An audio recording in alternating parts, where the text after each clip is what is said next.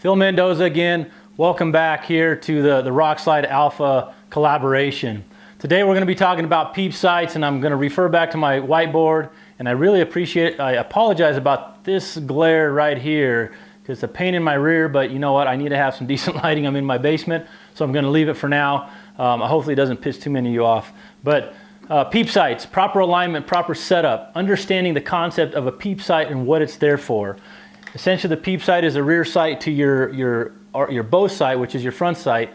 The relationship between the two needs to be consistent, and it needs to be tight, if you will, without variability. And again, you go back to my first video when I did my intro, and the two biggest keys to becoming a better archer is consistency and eliminating variables.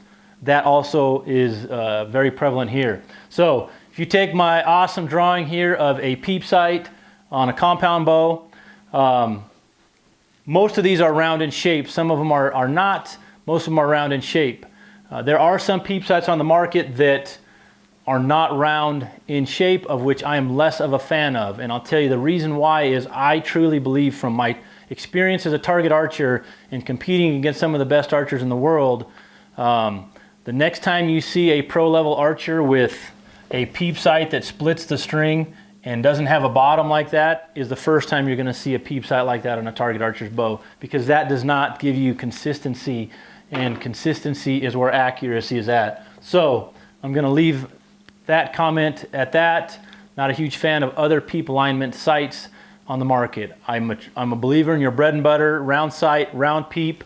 Center your peep sight on your housing. Now, understanding that concept that you're going to center your peep sight, which is my black jagged line here, on your housing, then you proceed to aim with your next pin, moving at the waist to try to line up that peep sight or your pin on the target. So again, here's a kind of a single ring. That single ring represents this blue colored ring on your housing. Where people start to see problems is when your peep sight is too big, okay? So when your peep sight is too big or too small, but most of the time it's too big. When your peep sight is too big, then you cannot perfectly center that, and you're introducing a variable. So one shot you take, your peep sight, your sight housing may be on that side of your peep sight. Another shot you take could be on this side of your housing. Another shot may be this way and this way. So there's too many variables if your peep sight is too big. Okay, that's a big no-no. The second thing is, if you are too small on your peep sight, again, here's our housing, right? Pins.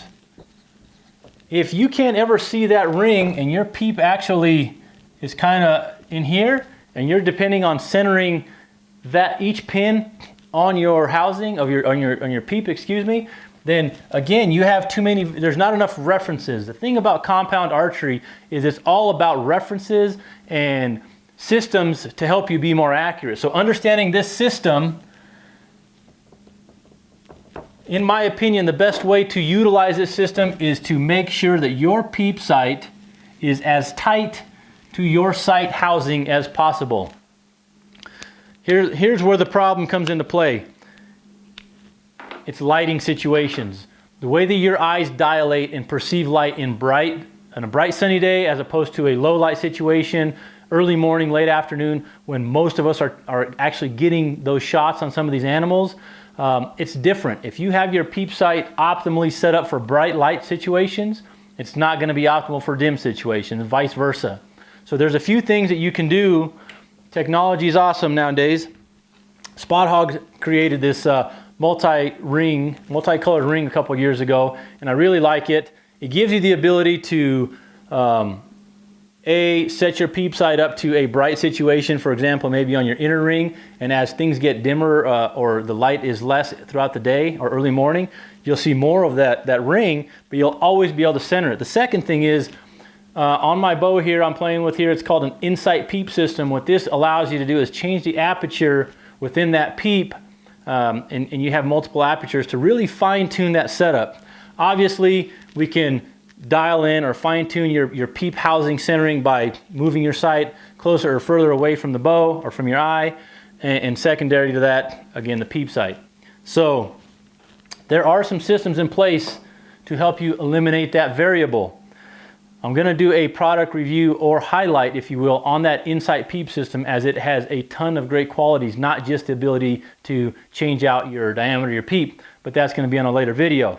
So again, if you have a single standard colored sight ring like this, what I suggest you to do is, if you can take and set up your bow, when you're setting up your peep sight, excuse me, and center to where you can barely see that yellow ring, and even if it's just the inner part of that yellow ring in a bright setting, then as you get into that lower light settings, or you go into a building, I mean, a pro shop like mine, it's got good lighting, but it's not daylight lighting. You're gonna be able to see more of that sight housing, and in essence, if you're too big out the gate, then you're gonna be swimming inside that peep sight, and it's gonna introduce variables. So you wanna be as tight as you can, but with still being able to see that scope ring. And again, different lighting situations. The other tip I want to give you for setting up a peep sight, if you're using a single or multiple pin sight like this one is, or a 3-pin sight, and you're using that driver a lot, if you put your sight pin to 20 yards and your housings, you know, for example, set at one position, and then you drive that sight housing all the way down to further setting, we'll call it 100, 120 yards, whatever we want to talk about. What happens is, the way you look through that peep at one height and the way you look at it through another height, you're going to have to be moving your face up or down a little bit, not a ton, to be able to see through that peep sight, because now your housing is dramatically higher or lower. So the best thing to do is take your medium point, or where you think is a good middle average. Again, 20 yards being kind of something on the closer distance than I shoot. You know, call it 120 on the farther side. So I'll take that middle point somewhere around 60 yards. I'll set my sight tape to 60 yards, get my housing in the position it's going to be at 60 yards, and then I'll align my peep height there, so where I'm comfortable there. And what that's going to do is, as you move that sight up or down, you're not going to be having to reach up or scrunch down into your string as much to continue to be able to center that properly. That's just another tip to help you set up your peep height in that middle average point. So that's all I've got for this video. Again, there's a lot of tools in place to help you fine-tune this. Note that not what works, the system that works for one person obviously is not going to work for everybody, but there are multiple systems in place that are going to ensure that you can be as accurate as you can be. And this will directly result in you potentially shrinking your groups just by eliminating that variable of, again, swimming inside that peep or not being able to see that housing. So that's all we've got on this video. I appreciate you checking it out. Once again, there's additional content we always deliver on the Alpha Bowhunting YouTube channel. In addition to that, I'm going to throw a shameless plug right now for the Alpha Bowhunting the Alpha Bowhunting Challenge, excuse me. We've got 4 events in 2017. We're giving away over $20,000 in cash and prizes. It's a fun event. Anybody can play, and I just encourage you to check it out, alphabowhunting.com. Lastly, if you're coming from the Alpha Bowhunting side over to the Rock Slide, make sure you subscribe to their YouTube channel, check out the forums, get signed up. Ton of great content, interaction, and so that's going to lead me to my last point. Hey, you know, let me know what you think of this video.